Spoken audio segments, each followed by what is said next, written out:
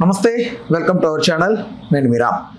Megastar Chiranjeevi గారు ఎంత గొప్ప వ్యక్తో సినీ రంగంలో ఆయనకున్న పేరు అందరికీ తెలిసింది. అయితే ఆ పేరుని ప్రత్యక్షంగా కాకుండా ఆర్టిఫిషియల్ ఇంటెలిజెన్స్ ద్వారా పరోక్షంగా కొంతమంది వాడుకొని, అంటే వాళ్ళ స్వలాభం కోసమా లేకపోతే ఎలాగో తెలియదు కానీ ఆయనకి చెడ్డ పేరు వచ్చేలాగా కూడా కొంతమంది ఈ ఆర్టిఫిషియల్ ఇంటెలిజెన్స్ వాడి ఆయన ముఖ చిత్రాన్ని డీప్ ఫేక్ ద్వారా వీడియోస్ తయారు చేసి ఇలా వాళ్ళు పబ్లిసిటీ చేసుకుంటున్నారు. అయితే దీనికి సంబంధించి కోర్టును ఆశ్రయించారు చిరంజీవి గారు. కోర్టు కూడా స్టే ఇచ్చింది.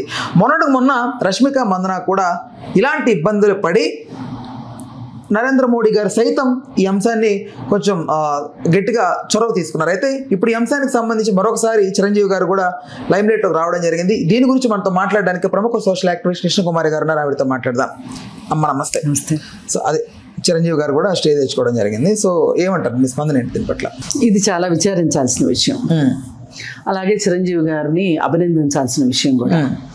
ఏదైనా ఇట్లాంటిది జరిగినప్పుడు మనము ప్రోయాక్టివ్గా ఉండి నా వల్ల మంచి జరగాలి తప్పితే చెడు జరగకూడదు.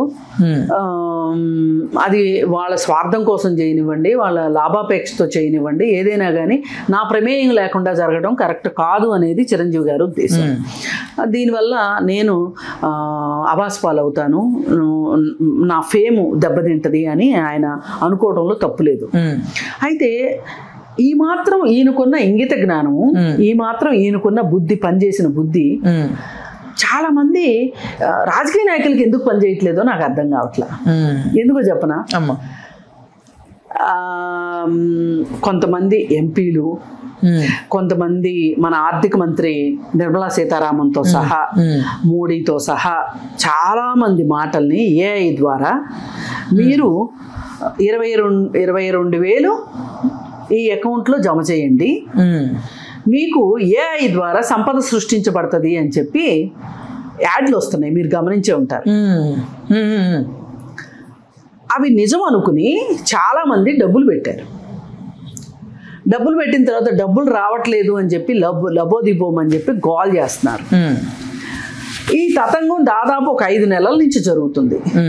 ఈ 5 నెలల నుంచి ఎందుకు ఆఖరికి సుధామూర్తి గారు కూడా రికమెండ్ చేసినట్లుగా వస్తున్నాయి, మీరు పెట్టండి డబ్బులు వస్తాయి అని. అసలు ఇప్పుడు నాబోటి వాళ్ళకి కూడా, అంటే కొంచెం మీడియాలో ఉన్న వాళ్ళకి కూడా డౌట్ వచ్చేలాగా, ఏంటి నిజమా, సాక్షాత్తు నిర్మలా సీతారామన్ ఎలా చెప్తుంది అని దీని మీద రాహుల్ గాంధీ మాట్లాడడం జరిగింది. ఖండించరేంటి కనీసం మీరు అని. నిజమే కదా, నిజంగా చీమ చిట్టుక్కుమంటే కూడా తెలిసిపోయేంత టెక్నాలజీ ఉంది మన దగ్గర, మన దేశంలో. దానికి ఉదాహరణ ఆపరేషన్ కగారు. ఆపరేషన్ కగారు ద్వారా నక్సలైట్ని ఎలా ఏరివేస్తున్నారో, ఎలా చంపేస్తున్నారో భయపడి వాళ్ళు మనం ఇంకా దాక్కోవడం కుదరదు అని వచ్చి లొంగిపోవడం మనం చూస్తున్నాం కదా. మరి అంత సాంకేతికత వాడగలిగిన వాళ్ళు ఎవరు ఈ ఏఐ ద్వారా వీడియోలు చేసి ఇలా జనాల డబ్బులకి, జనాలకి టోపీలు పెడుతున్నారో తెలుసుకోలేదా అండి ప్రభుత్వం? చేయొచ్చు కదా. ప్రముఖ రాజకీయ నాయకులను చూపించి వాళ్ళ చేత యాడ్లు ఇప్పించినట్లుగా, వాళ్ళు యాడ్ ఇచ్చినట్లుగా ఎట్లా చేయగలుగుతున్నారు? మరి వీళ్ళందరికీ ఎందుకు మేల్కొలుపు రాలేదు అంటే వీళ్ళు ఏమనుకున్నారు, పోతే పోనీ జనాల డబ్బులే కదా, మమ్మల్ని ఏమి అశ్లీల చిత్రాలుగా చిత్రించలేదు కదా, ఎవరో పాపం డబ్బులు లేనోళ్ళు మా ఫోటోలు పెట్టి డబ్బులు సంపాదించుకొని సామాన్య ప్రజలు వాళ్ళకు కూడా ఆశ బట్టే కదా 22,000 పెడితే 24 గంటల్లో డబల్ అవుతాయి, 48 గంటల్లో ఇంకెంతో అవుతాయి, లేకపోతే నెల రోజుల్లో ఇంకెంతో అయిపోతాయి. ఏమి చేయకుండా అక్కడ ఆ అకౌంట్లో ఉంచగానే, ఆ ఆప్షన్ బటన్ నొక్కగానే మనకు డబ్బులు వచ్చేసేస్తాయి అంటే ఎట్లా నమ్మే జనాలు ఉన్నారు కదా, పిచ్చి జనాలు. పోనీ వాళ్ళ డబ్బులే కదా పోతాయి అనుకున్నారా లేదా వీళ్ళు?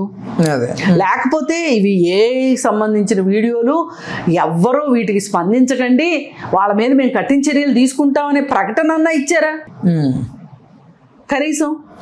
ఇది టెర్రరిస్టుల కంటే ఎక్కువ చేసిన ఇది ఎకనామిక్ టెర్రరిజం కదా ఇది. మరి వీళ్ళకి లేని ఆలోచన చిరంజీవి గారికి వచ్చిందంటే మెచ్చుకుని తీరాల్సిందే ఆయన్ని. రష్మిక మందన్న విషయం డీప్ ఫేక్ వీడియోలు చేశారని చెప్పి మోడీ గారు చాలా బాధపడిపోయారని మీరు చెప్తున్నారు. అంటే సినిమా యాక్టర్లకు ఏదన్నా నష్టం జరిగితే మోడీ గారికి తెలుస్తుంది, కానీ సామాన్య ప్రజలకు ఏమన్నా జరిగితే మటుకు మోడీ గారికి తెలియదు అనమాట, మోడీ గారికి పట్టదనమాట. ఎంత దారుణం అసలు! ఏ దేశంలో చూడని చిత్రాలని ఈ దేశంలోనే చూస్తున్నాం మనం. అసలు జనాలు సామాన్య ప్రజల డబ్బులు, ఇప్పుడు మీరున్నారండి, ఒక 22,000 మీ జీవితంలో చాలా ఇంపార్టెంట్. నెల జీతం. ఇప్పుడు ఆయనకి ఇంకా ఇప్పుడు కెమెరా వాళ్ళు కావచ్చు, లేదా నాకైనా 22,000 చాలా పెద్ద మ్యాటరే. నేను అందులో నొక్కుతాను, పోతాయి 22,000. పోయిన చోటే సంపాదించుకోవాలని ఒక చెత్త బుద్ధి ఉంటుంది మన దగ్గర. అందుకని మళ్ళీ పెట్టి మొన్న బెట్టింగ్ యాప్లు, లోన్ యాప్లు వాటిలో అసలు ప్రభుత్వాలకు శ్రద్ధ లేదని చెప్పండి. నియంత్రించలేకపోవడం అనేది జరిగే పని కాదు. నిజంగా నియంత్రించదలుచుకుంటే దానికి సంబంధించి వర్కౌట్ చేస్తుంది. టిక్టాక్ లాగా టక్కన చేయాలనుకుంటే చేయొచ్చు. ఎందుకు చేయట్లేదు? ఈ డబ్బులన్నీ ఎక్కడికి పోతున్నాయి? లోన్ యాప్ల్లో డబ్బులన్నీ, బెట్టింగ్ యాప్ల్లో డబ్బులన్నీ ఎక్కడికి వెళ్తున్నాయి అనుకుంటున్నారు? గవర్నమెంట్ అంటారా? గవర్నమెంట్కి వెళ్తే బాధ ఏంటండి, మళ్ళీ జనాలకే వస్తాయి. పొలిటీషియన్స్ గుజరాత్ కంపెనీ ఒకటి వేరే దేశంలో పెట్టి అక్కడికి రౌట్ అవుతున్నాయి డబ్బులన్నీ. అందుకని మన దేశంలో ఇట్లాంటివి మనం ఈ ఎకనామిక్ ఎఫెన్సెస్ అది చిన్నది కానివ్వండి పెద్దది కానివ్వండి. మొన్న ఎవరో ఒక అతను పేదలకు సాయం చేస్తాను అని చెప్పి ఎవరో స్టేట్మెంట్ ఇచ్చారు. ఇస్తే అది ఫేక్. అయితే 3.5 లక్షలు అతనికి కావాలి వాళ్ళ అమ్మకు వైద్యం చేయించడానికి. 1,80,000 అతని దగ్గర ఉన్నాయి. ఇతను 3.5 లక్షలు నాకు మా అమ్మకి వైద్యానికి కావాలి అంటే, నువ్వు ఇంత పెడితే ఎంత ఇస్తావు, ఎంత పెడితే ఎంత ఇస్తావు అని చెప్పి ఇతని దగ్గర నుంచి 1,80,000 లాగేశారు తప్పితే వాళ్ళు ఏమీ ఇవ్వలా. అతను కేసు పెట్టాడు. అంటే ఇట్లా ప్రముఖులను చూపించి ఇట్లాంటివి కూడా చేస్తున్నారు. ఇదంతా సైబర్ క్రైమ్ కిందకు వస్తుంది. మరి దీని మీద చదువుకోని వాళ్ళకి అవగాహన లేదా? చదువుకున్న వాళ్ళకి కూడా అవగాహన ఉండట్లేదా? ఇప్పుడు ఇట్లాంటి వాటిల్లో మోసపోతుంది కూడా ఎక్కువ చదువుకున్న వాళ్ళే. అసలు ఒక రిటైర్డ్ టీచర్కి పెన్షన్ వస్తుంది, ఆమె ప్రశాంతంగా పెన్షన్ తోటి బతక్క, ఒక రిటైర్డ్ ఎంప్లాయీ వాళ్ళకి పెన్షన్ వస్తుంది, హాయిగా పెన్షన్తో బతక్క, ఇవాళ ఎక్కువ నష్టపోతుంది రిటైర్డ్ పీపులే. వీళ్ళకి ఎందుకు ఆశ చెప్పండి? ఈ పాటికి వీళ్ళ పిల్లలు కూడా సెటిల్ అయి ఉంటారు కదా, ఎంతో కొంత ఏదో పని చేసుకుంటా ఉంటారు. ఈ అంశానికి సంబంధించి ఒక డౌట్ అమ్మా, రీసెంట్ టైమ్స్ లో చిరంజీవి గారికి సంబంధించి కూడా ఒకటి బాగా సర్క్యులేట్ అవుతుంది. ఆయన ఏదో పెన్షన్ తీసుకుంటారని, గవర్నమెంట్ నుంచి వచ్చే ఫెసిలిటీస్ తీసుకుంటారని, దానికి సంబంధించి చాలా మంది మాట్లాడుతూ ఉన్నారమ్మా. అంటే ఇది తీసుకోకూడదా? ఎట్లా ఇది? అంటే ఎమ్మెల్యే అయితే 5 సంవత్సరాల టర్మ్ అయిపోయిన తర్వాత ఎమ్మెల్యే పెన్షను, రాజ్యసభ మెంబర్ అయితే రాజ్యసభ మెంబర్ 5 సంవత్సరాలు అయిపోయిన తర్వాత వాళ్ళకి పెన్షను, మంత్రి అయితే పెన్షను, ఇట్లా ఉంటాయి.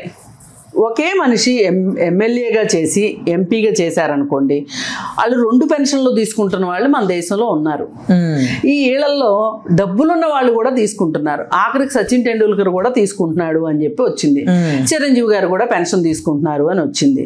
బాగా తిరస్కరిస్తున్నారమ్మా చాలా వరకు. అంటే తీసుకోకూడదని, ఎందుకు తీసుకోకూడదు? మరి ఇప్పుడు ఇంత ఆదాయం ఉన్నవాళ్ళు పెన్షన్ తీసుకోవడం కరెక్ట్ కాదు. వాళ్ళే పోలేడు, ఇన్కమ్ ట్యాక్స్ కడుతున్నారు కదా. దానివల్ల గవర్నమెంట్కి ఏం మిగులుతుంది అమ్మా? కొద్దిగా మిగులుతుంది. అంటే ఆయన తీసుకునే జీతం అట్లీస్ట్ ఆ డ్రైవర్ కన్నా వెళ్తుంది కదా. ఇప్పుడు ఈ డబ్బులు రాకపోయినా ఆయనకి డ్రైవర్కి డబ్బులు ఇవ్వగలగా చిరంజీవి గారు. ఇప్పుడు చేసేటప్పుడు తీసుకున్నారు అంటే ఆయన దగ్గర కార్యకర్తలు వస్తారు, ఆ ఖర్చు ఈ ఖర్చు అవుతుంది, దానికి వాడారు అనుకోవచ్చు. రిటైర్ అయ్యాక ఆయన కూడా పెన్షన్ తీసుకోవడం ఏంటి? పైగా ఆయన 2 పెన్షన్లు తీసుకుంటున్నారు అని. ఏదేమైనా మనం కొంచెం అప్రమత్తతో ఉండాలి. ఎందుకంటే ఇప్పుడు ఒక మామూలు కృష్ణకుమారి మీడియాలో లేనప్పుడు ఏదైనా తప్పు చేస్తే మనం ఏదో అటెన్షన్ తక్కువ ఉంటుంది. ఇప్పుడు మీడియాలోకి వచ్చిన తర్వాత నేను ఏం మాట్లాడినా, నేను ఏం చేసినా నా మీద ఒక అటెన్షన్ ఉంటుంది. అవునా కాదా? నాలాంటి చిన్న ప్రాణికే ఇంత వ్యవహారం ఉంటే, ఇంత అటెన్షన్ ఉంది అన్నప్పుడు పెద్ద పెద్ద వాళ్ళ మీద అటెన్షన్ ఎందుకు ఉండదు? వాళ్ళు అది ఎందుకు ఆలోచించరు? ఆ 2 లక్షలతోనో ఆ 3 లక్షలతోనో వాళ్ళకి ఏంటి సరిపోతాయి? వాళ్ళ మొక్కలకి వేసే ఎరువు అంత కాదు 2 లక్షలు అంటే. వాళ్ళ తోటలు ఉన్నాయి కదా, వాళ్ళ ఇంటి ముందు తోటకేసేంత తోటమాలకి ఇచ్చే జీతం, ఆ తోటలకేసే ఎరువులు, క్రిమి సంహారక మందులు అంత ఉండదు. ఎందుకు ఆయన కోట్లు సహాయం చేస్తాడని వింటా ఉంటాం మామూలుగా. అదే చెప్తుంది. ఈ చేసిందంతా అదే మస్కబారి కోట్ల ఒక్కదాని దగ్గర అది కొంచెం. అందుకే జాగ్రత్తగా ఉండాలి, అందుకే ఒక ఎరుక ఉండాలి అని చెప్పేది. మనం ఏం చేస్తున్నాము అనే ఒక జ్ఞానం మనకు ఉండాలి. ఒక పక్క మన పైన వస్తున్న విమర్శలన్నిటినీ నన్ను కాదు అన్నట్లుగా ఉండకుండా ఒక అప్రమత్తత ఉండటం అయితే అవసరం. ఇప్పుడు బాధ్యతగా ఓటు వేయాలి, దేశ పౌరుడిగా గుర్తింపు ఉండాలి, ఒక ఆధార్ కార్డు ఉండాలి, ఒక రేషన్ కార్డు ఉండాలి, ఎలా అయితే అంటామో అదే విధంగా ఆయన పనిచేశాడు కాబట్టి పెన్షన్ తీసుకోవడం తప్పే ఉంది అనేది నాకు ఇప్పుడు అర్థం కావట్లేదు. తప్పలేదు. ఇప్పుడు ఒకటండి, 2 పెన్షన్లు ఎందుకు తీసుకుంటున్నట్టు? పోనీ ఒక పెన్షన్ మీరు చెప్పారు, ఆ డ్రైవర్కి జీతం ఇస్తాడో, ఇంకోటి చేస్తాడు, ఏదో ఒకటి చేస్తాడు. 2 పెన్షన్లు ఎందుకు మరి? ఆయన ఎంపీగాను చేశారు, ఎమ్మెల్యేగాను చేశారు, 2 పెన్షన్లు తీసుకుంటున్నారు. అశోక్ గజపతిరాజు తీసుకుంటున్నారు, అశోక్ గజపతిరాజు గారు తీసుకుంటున్నారని ఇలా చాలా వచ్చినాయి, పేర్లు వచ్చినాయి. ఇవి కరెక్ట్ కాదు. మీకు ఇప్పుడు గుమ్మడి నర్సయ్య గారు అని ఒక ఆయన ఉన్నారండి. ఆయనకి బస్సుకి రావడానికి కూడా డబ్బులు ఉండవు. అలాంటి ఆయన పెన్షన్ తీసుకున్నారంటే ఒక అర్థం ఉంది. ఇప్పుడు కమ్యూనిస్ట్ పార్టీల్లో ఎమ్మెల్యేలు ఉంటారు కదా, వాళ్ళకి ఈ ఎమ్మెల్యే జీతంలో సగం పార్టీకి ఇచ్చేయాల్సిందే ఖచ్చితంగా, సగమే వాళ్ళు తీసుకుంటారు. పార్టీ అంటే ప్రజలకే కదా ఖర్చు పెడుతుంది, వాళ్ళ కార్యకర్తల కోసమే కదా ఖర్చు పెడతారు. కార్యకర్తలు ఎవరి కోసం పనిచేస్తారు? ప్రజల కోసమే పనిచేస్తారు. ధర్నాలు చేస్తారు, రాస్తారోకోలు చేస్తారు, జైళ్ళకి వెళ్తారు, ఇవన్నీ చేస్తారు కదా కార్యకర్తలు. అందుకని పార్టీ సగం డబ్బులు తీసుకుంటుంది. మీరు అట్లా కాదు కదా, మీకు చాలా ఉంది కదా, అందుకుని మాట్లాడేది ఎవరైనా సరే. ఆయన ఒక సినిమా చేస్తే బోలెడు డబ్బులు వస్తాయి. మరి అలాంటప్పుడు ఈ డబ్బులకి పోనీ నెలకి 2 లక్షలు చొప్పున సంవత్సరానికి 24 లక్షలు తీసుకుంటున్నారు అనుకుందాం. ఈ 24 లక్షలు లేకపోతే ఆయన జీవితంలో ఏమీ ఫరక్ పడదు. అందుకే కొంచెం ఆలోచించాలి. లేకపోతే కంక్లూషన్కి వచ్చే ముందమ్మా, ఏలో రీసెంట్ టైమ్స్ లో ఇంకా మన ఇంట్లో వాళ్ళు లాగే ఆ ఫోటో ఎవరో డౌన్లోడ్ చేసి మన ఇంట్లో వాళ్ళే డబ్బుల కోసం హాస్పిటల్లో ఉన్నాను అన్నట్లుగా అర్జెంట్ అవ్వాలని ఒక వీడియో కాల్ చేసిన, అది చూపెట్టిన నమ్మేసి డబ్బులు పోగొట్టుకున్న వాళ్ళు కూడా నేను విన్నాను. నేను అది జరిగింది. ఇది ఎప్పటి నుంచో చేస్తున్నారు. అంటే వాళ్ళ ఫోన్ ని హ్యాక్ చేసి డబ్బులు అడుగుతున్నారు. అయితే ఇలా వాళ్ళు అడిగారు అని చెప్పి తెలుసుకుని డబ్బులు ఇస్తున్న వాళ్ళు కూడా ఉన్నారు. కానీ మీరు ఒక్కసారి మీకు బాగా దగ్గర వాళ్ళకి కష్టం వచ్చింది అని చెప్పి ఫేస్బుక్లో పెడతారు అని ఎందుకు అనుకుంటారు? మీరు మీకు ఫోన్ చేసి కదా అడుగుతారు, ఫోన్ చేసి అడుగుతారు. అసలు మీకు అంత పరిగెట్టి చేయాలన్నంత ఉబలాటం దేనికి? చేసేసాక ఫోన్ చేసి చెప్తారు మేము డబ్బులు పంపించాము అని. ఇది కొంచెం అందుకే ఏదైనా ఒక్కసారి ఆలోచించాలి. ఏదైనా ఒక ఎనానమస్ కాల్ ఏదన్నా వచ్చింది, నేను పలానా అని చెప్పారనుకోండి, ఒక్కసారి క్రాస్ చెక్ చేసుకోండి. తప్పి కొంపలు ఏం అంటుకోపో. మన ఇంట్లో వాళ్ళు హాస్పిటల్లో ఉంటే మనకు తెలీదా? మన ఇంట్లో వాళ్ళ హాస్పిటల్ ఉంటే మనకు తెలుస్తుంది కదా. తెలుస్తుంది. మా సొంత మనిషి ఫోటోనే పెట్టి అడుగుతారు అంటే అంటే సుదూర తీరాల్లో ఉన్నారా? లేదు కదా. ఏదైనా ఒకసారి క్రాస్ చెక్ చేసుకుంటే తప్పులేదు. ఏఐ చాలా ప్రమాదకరం. ఈ ఏఐ తోటి వాళ్ళ వీడియోలు బోలెడు వస్తున్నాయి. అయితే ఈ వీడియోల్ని మనం ఒక కంట కనిపెట్టాలి. అసలు టెక్నాలజీకి ఎంత దూరంగా ఉంటే అంత మంచిదని చెప్తుంటే మన వాళ్ళకి తలకెక్కట్లా. అసలు ప్రాణమంతా ఫోన్ మీదే ఉంటుంది. సినిమా చూస్తున్నా ఫోన్ మీదే. అసలు సినిమా హాల్లో ఫోన్ మోగుతుంటుంది. నాకు ఎంత ఆశ్చర్యం వేస్తుందో.